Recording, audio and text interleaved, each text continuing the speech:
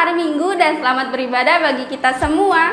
Dan selamat datang di Super Sunday Online Service FJF Pekanbaru.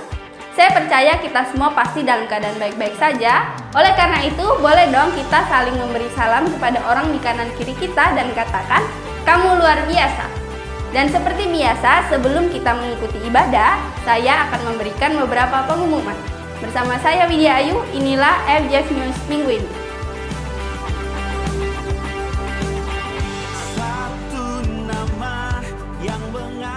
iGrow kelas AMSAF sudah dibuka dan akan dilaksanakan melalui aplikasi Zoom. Kami mengingatkan kepada Bapak Ibu Saudara yang sudah mendaftarkan diri bahwa kelas akan dimulai pada hari Selasa pukul 7.30 malam. Untuk informasi lebih lanjut, Bapak Ibu Saudara dapat menghubungi Ibu Fone dengan nomor sebagai berikut. Akhir akan berjalan seperti biasa setiap minggu secara online, dan bagi Bapak Ibu yang rindu untuk bergabung ke dalam Akhir, segera daftarkan diri melalui Sekretariat FJF Pekanbaru atau hubungi Ibu Fone dengan nomor di bawah ini. Untuk mendukung operasional Gereja FJF Pekanbaru sebagai rumah kita bersama, Bapak Ibu Saudara dapat memberikan persembahan melalui rekening mandiri dengan nomor sebagai berikut.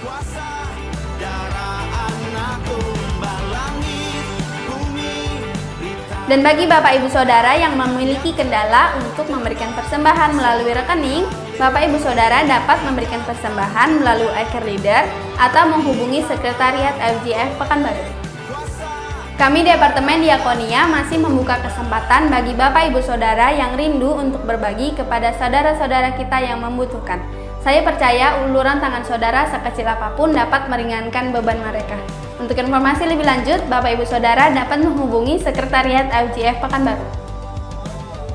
Demikianlah FJF News minggu ini. Tetap jaga kesehatan dan ikuti protokol kesehatan yang dianjurkan pemerintah kita ya. Dan setelah ini kita akan memulai ibadah. Mari kita siapkan hati dan pikiran kita untuk menyembah dan memuji Tuhan. Setelah itu kita akan mendengarkan kebenaran firman Tuhan. Enjoy the service and God bless you all.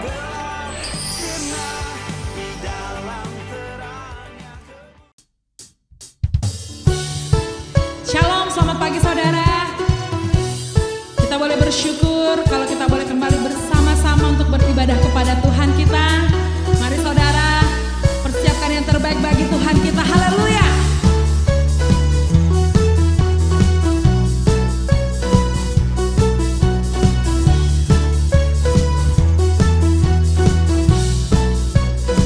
Bersama-sama kita katakan, pelukis cakrawala, merangkai jagat raya, pencipta alam semesta, pemilik kehidupan.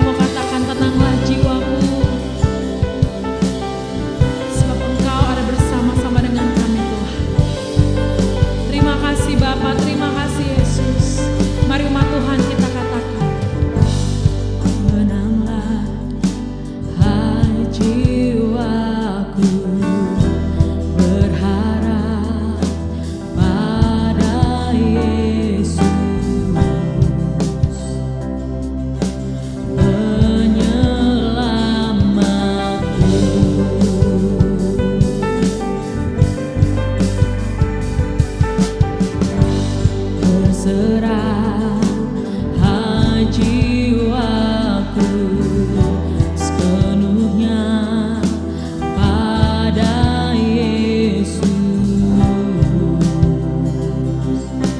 penyelamatku.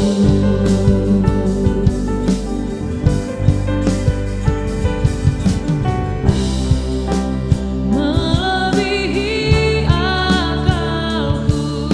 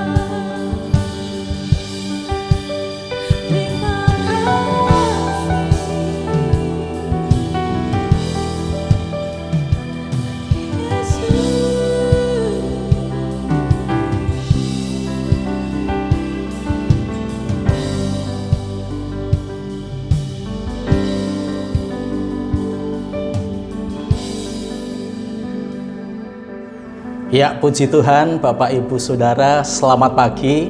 Jemaat Tuhan IFJF, baik yang ada di lokal, yang ada di satelit Palas, satelit Siak, dan juga satelit Karya Indah. Saya percaya hari ini semua kita diberkati oleh Tuhan. Sebelum kita bersama-sama menerima firman Tuhan, mari kita mendeklarasikan iman kita kepada Tuhan. Inilah kabar baik, saya diselamatkan oleh kasih karunia Allah, bukan oleh perbuatan saya. Saya dibenarkan, saya diubahkan, dan saya diberkati di dalam Dia. Sekarang saya tahu segala sesuatu terjadi dalam hidup saya untuk kebaikan, karena saya dipanggil sesuai dengan rencananya. Bersama kita hidup untuk kemuliaan Allah.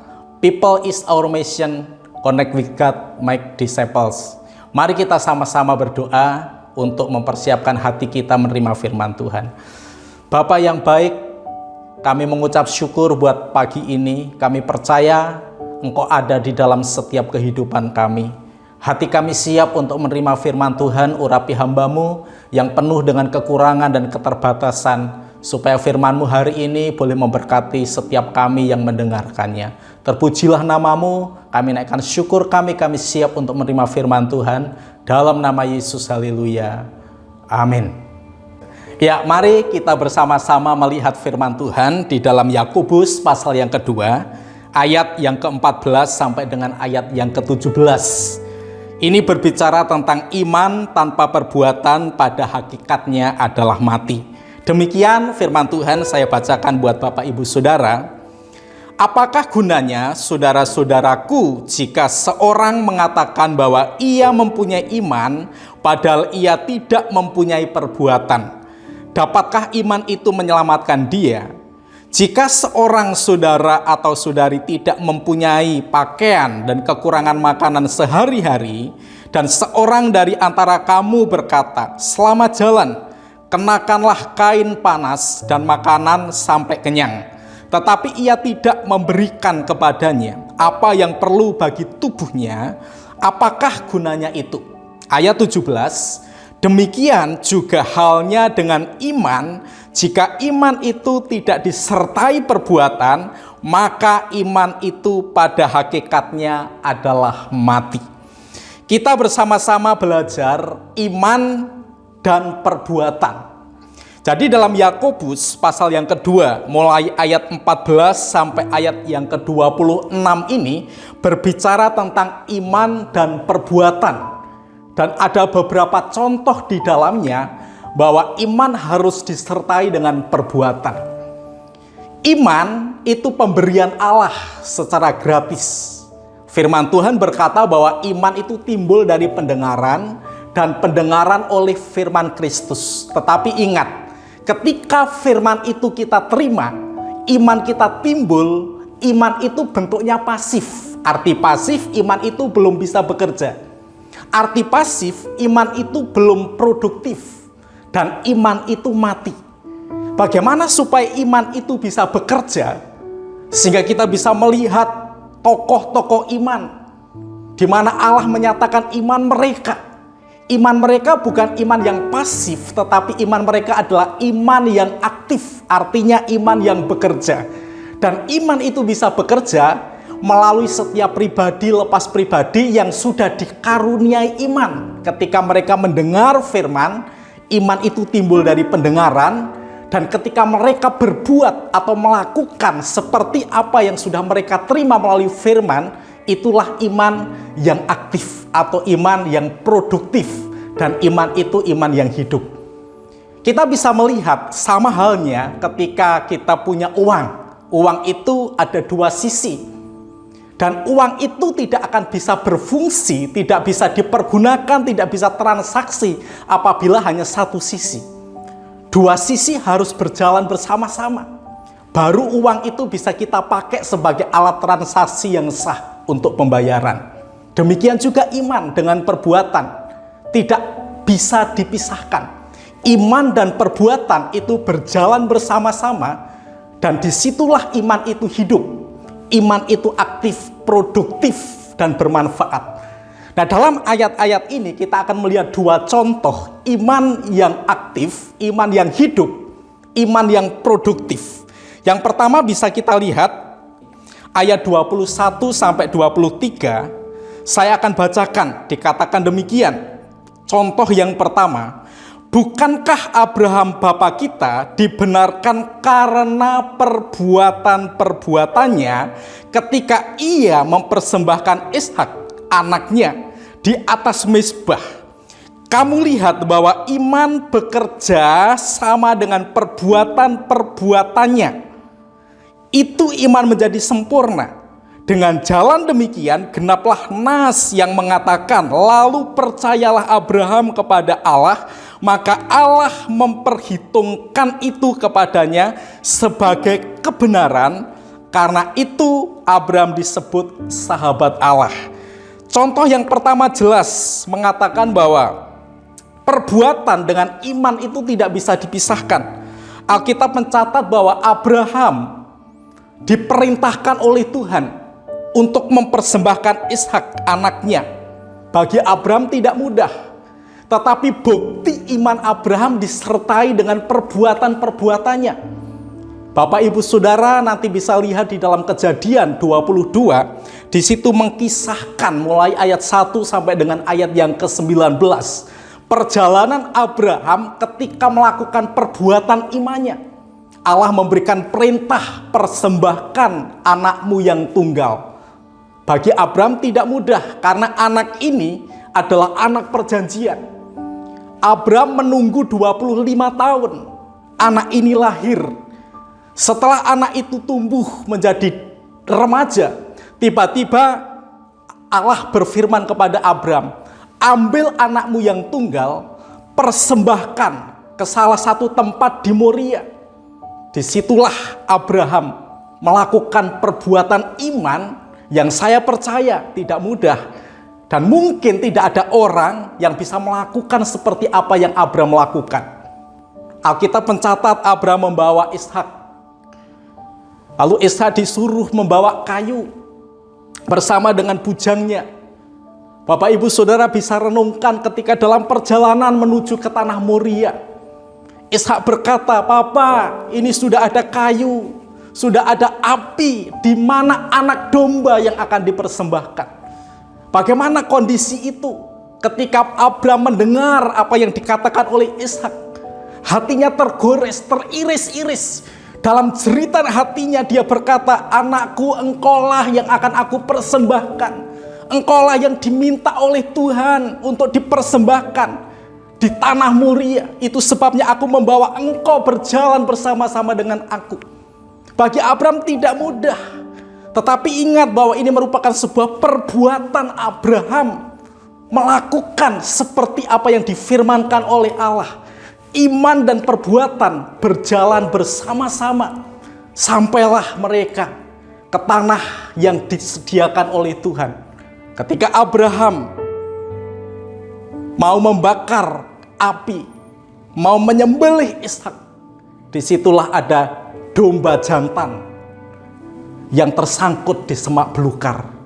Dan Alkitab mengatakan, Abraham berkata, Tuhan yang menyediakan. Jadi yang pertama kita belajar dari perbuatan iman Abraham, ini berbicara tentang perbuatan ketaatan kepada Allah. Perbuatan iman Abraham adalah perbuatan-perbuatan kepada Allah untuk menaati apa yang Allah mau untuk dia lakukan. Hasilnya Allah yang menyediakan. Nah, Bapak Ibu Saudara, di dalam ayat ini jelas berkata, untuk mendapat hasil itu ada sebuah perbuatan yang dilakukan. Hasil daripada Abraham. Lalu Allah menyediakan domba jantan yang tersangkut di semak belukar. Itu hasil daripada ketaatan Abraham di dalam perbuatan imannya. Ada banyak orang yang beriman tetapi tidak ada perbuatan. Itu iman yang kosong. Itu iman yang mati. Iman harus disertai dengan perbuatan. Iman harus disertai dengan ketaatan kepada Allah. Akan menghasilkan. Dan hasil itu ditentukan oleh Allah. Allah yang menjadi penyedia. Kita bersama-sama renungkan. Ada banyak orang berdoa. Ada banyak orang mengharapkan dan meminta hal-hal yang baik yang datang dari Tuhan. tetapi dia hanya mengharapkan, hanya beriman, tidak ada usaha. Firman Tuhan berkata, iman yang kosong, iman yang mati. Itu sebabnya kita percaya bahwa Allah akan menyediakan apa yang kita perlukan. Itu sesuai dengan apa yang menjadi kehendak Allah, tetapi kita harus melakukan bagian kita. Kita bekerja, kita diberkati Tuhan. Bagian kita bekerja. Bagian Tuhan memberkati kita. Kita taat dengan Tuhan, melakukan apa yang Tuhan mau. Itu sebabnya mari Bapak Ibu Saudara, di tengah-tengah kondisi pandemi yang mungkin kita tidak bisa beribadah di ruangan gereja, tetapi apakah kita taat untuk kita beribadah di rumah kita masing-masing melalui online seperti yang kita lakukan hari-hari ini? Mungkin ada orang berkata berkatnya berbeda. Saya mau katakan berkatnya tidak berbeda. Kenapa? Karena ibadah online ini pun ketika iman kita disertai dengan perbuatan, keseriusan kita beribadah, berkatnya sama. Tidak ada berkat yang berbeda. Lakukan ketaatan kita dengan iman kita kepada Tuhan. Kita percaya tidak ada perbedaan antara ibadah online dengan ibadah di dalam ruangan gereja. Dan kalau kita kembali juga kepada jemaat mula-mula ibadah di rumah masing-masing. Tapi firman Tuhan mengatakan setiap hari mereka mengalami mujizat. Setiap hari jumlah mereka ditambah-tambahkan. Kenapa? Karena ada perbuatan yang mereka lakukan. Demikian juga dalam setiap kehidupan kita. Mari kita beriman dengan Tuhan dengan melakukan perbuatan-perbuatan yang bisa kita lakukan bersama-sama. Jadi contoh yang pertama, Abraham ini berbicara tentang implementasi iman adalah ketaatan kepada Tuhan. Kita bersama-sama berdoa, minta tuntunan Tuhan, agar kita juga bisa mentaati Tuhan. Bagaimana kita bisa taat kepada Tuhan? Sejauh mana kita mendengar firman? Ketika kita mentaati firman, itulah tolak ukur ketaatan kita. Tolak ukur ketaatan kita adalah ketika kita membaca firman, kita mendengar firman, dan kita melakukan. Itu tolak ukur ketaatan kita kepada Allah. Dan kita percaya, kalau kita memiliki ketaatan kepada Tuhan, seperti janji yang Tuhan firmankan, Allah akan menyediakan. Bagian kita lakukan, bagian Tuhan akan melakukan bagiannya. Yang kedua, contoh iman yang kedua adalah Rahab. Di dalam ayat yang ke-25 dan ayat yang ke-26, saya akan bacakan demikian firman Tuhan dari Yakub pasal yang kedua tadi. Ayat yang ke-26 dikatakan begini, 25. Dan bukankah demikian juga Rahab, pelacur itu, dibenarkan karena perbuatan-perbuatannya ketika ia menyembunyikan orang-orang yang disuruh itu di dalam rumahnya, lalu menolong mereka lolos melalui jalan yang lain. Sebab seperti tubuh tanpa roh adalah mati, demikian jugalah iman tanpa perbuatan-perbuatan adalah mati. Yang kedua jelas dikatakan bahwa contoh yang kedua adalah Rahab. Nah, siapa Rahab? Firman Tuhan mencatat Rahab ini adalah perempuan pelacur. Tetapi dia dipakai oleh Tuhan oleh karena perbuatan-perbuatannya. Di dalam Yosua pasal yang kedua, dikisahkan ketika Yosua mengutus 2 pengintai untuk mengintai tanah Yeriko. Lalu 2 pengintai ini diselamatkan oleh Rahab, disembunyikan di dalam rumahnya. Ketika orang-orang Yeriko tahu bahwa ada pengintai, maka orang-orang Yeriko itu datang kepada Rahab, akan mengambil kedua pengintai itu tadi. Tetapi apa yang dilakukan?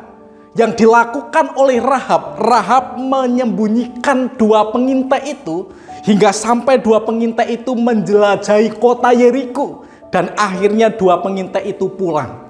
Dari kisah ini kita bisa melihat siapa Rahab.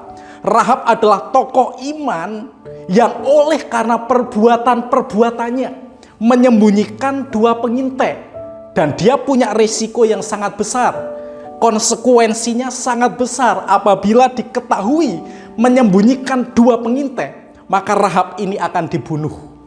Risikonya besar, tetapi oleh karena perbuatan Rahab inilah iman Rahab, perbuatannya dikenan oleh Tuhan, maka Rahab juga mendapatkan keselamatan dari apa yang dia perbuat.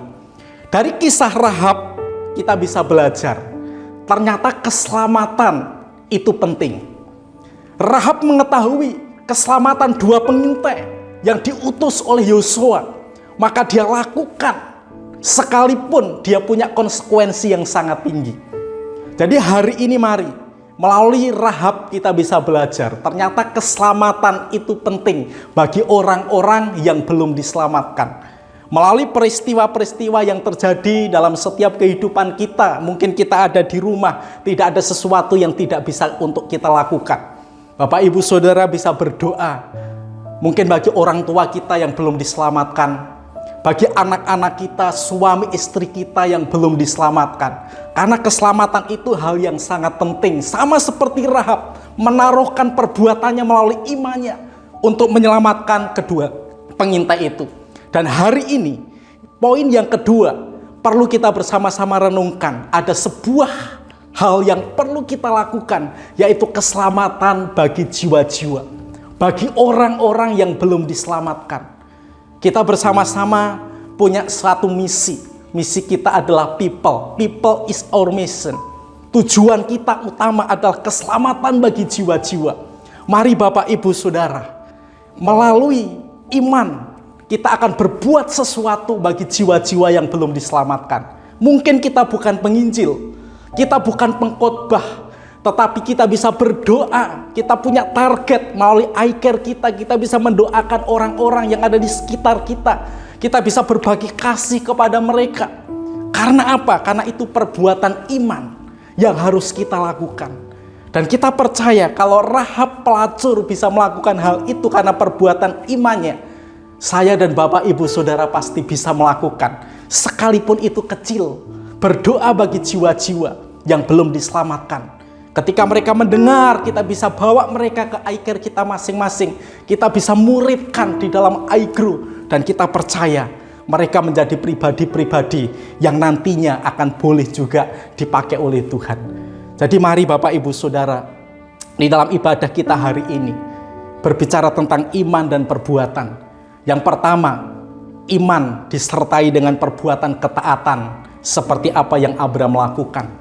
Yang kedua, iman disertai dengan perbuatan untuk peduli kepada orang-orang yang ada di sekitar kita, orang-orang yang belum diselamatkan. Kenapa kita perlu berdoa? Kenapa perlu kita memberitakan Injil kepada mereka? Sekalipun itu bukan melalui perkataan kita, melalui perbuatan kita, peduli kasih kita. Ada beberapa hal. Keselamatan itu adalah denyut jantung daripada Tuhan.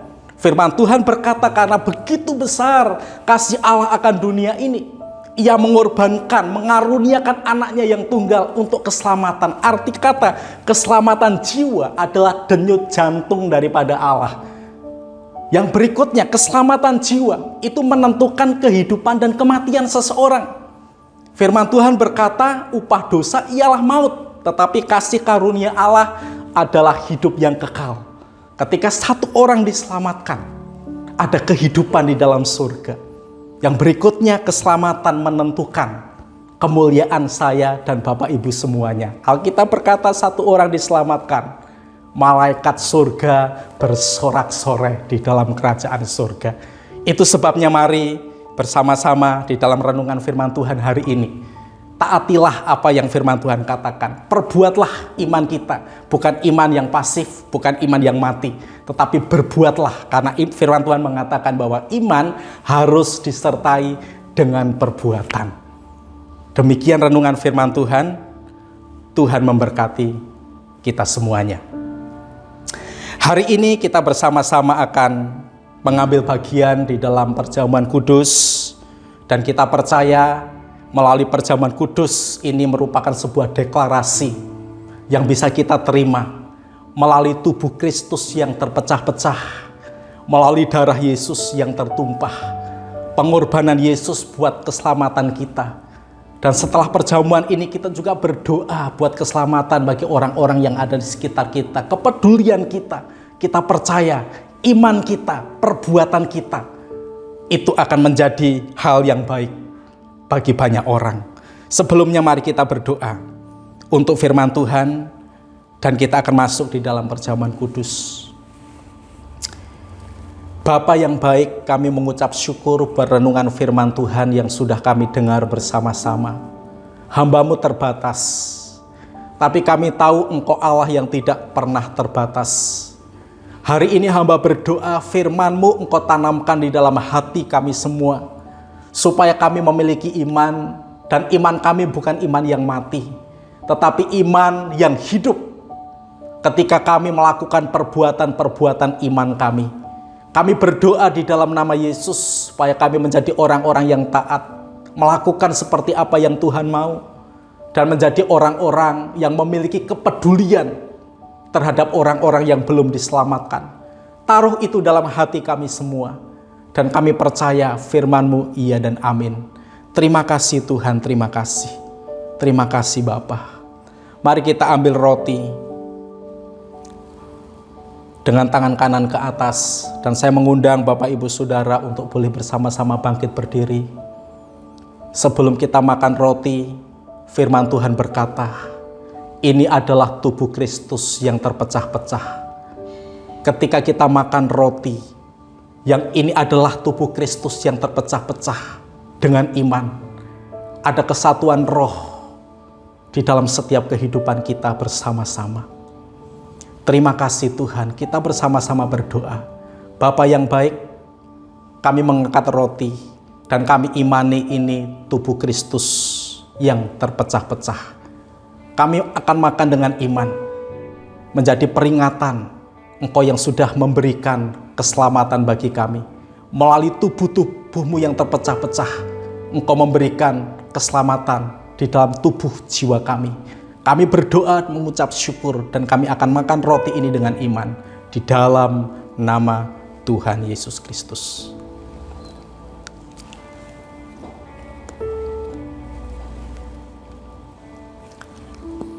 Terima kasih Tuhan. Kita bisa pegang anggur dengan tangan kanan ke atas. Firman Tuhan berkata, ini adalah darahku. Ketika kita minum anggur, kita imani ini adalah darah Kristus yang tertumpah.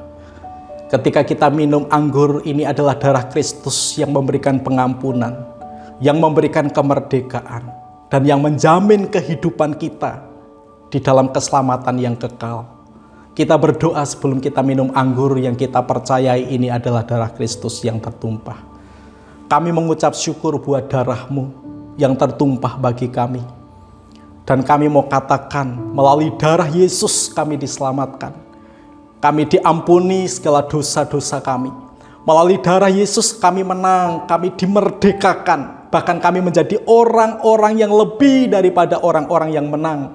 Kami mau katakan di dalam nama Yesus, yang sakit disembuhkan, yang lemah dikuatkan, yang kekurangan diberkati di dalam Tuhan. Terpujilah nama-Mu, kami akan minum anggur yang kami percayai ini darah Yesus dengan iman di dalam nama Tuhan Yesus Kristus.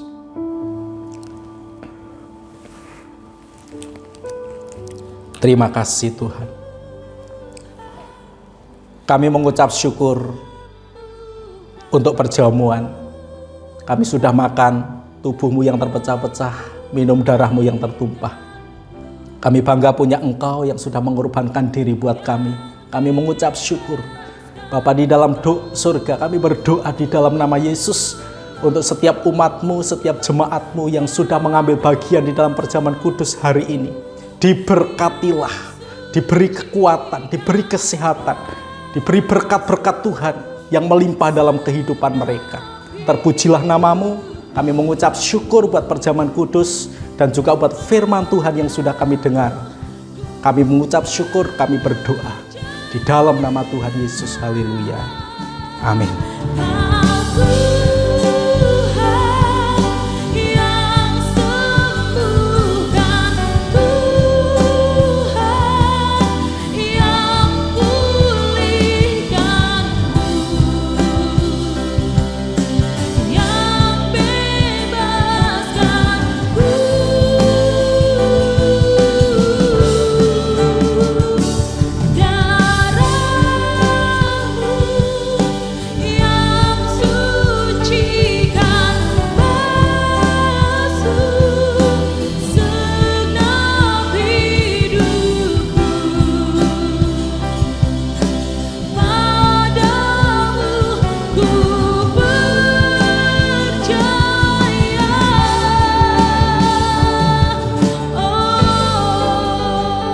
Mari kita bersama-sama menerima berkat yang daripada Tuhan. Terimalah berkat dari Allah Bapa yang memberikan damai sejahtera dalam kehidupan kita, kasih persekutuan di dalam Yesus Kristus, dan penyertaan bersama-sama dengan Roh Kudus yang akan menyertai kehidupan kita semua mulai hari ini sampai Yesus datang kali yang kedua. Di dalam nama Yesus kami menerima berkat-Mu. Dengan ucapan syukur kita bersama katakan amin. Tuhan Yesus memberkati. Selamat hari Minggu. Terima kasih telah mengikuti ibadah online service AFJF Pekanbaru pada hari ini. Saya percaya kita semua pasti diberkati dengan firman Tuhan yang sudah disampaikan. Jangan lupa subscribe channel YouTube AFJF Pekanbaru agar mendapatkan notifikasi saat ibadah sedang berlangsung. Dan follow kita di Instagram dan Facebook AFJF Pekanbaru. Happy Sunday and God bless you all.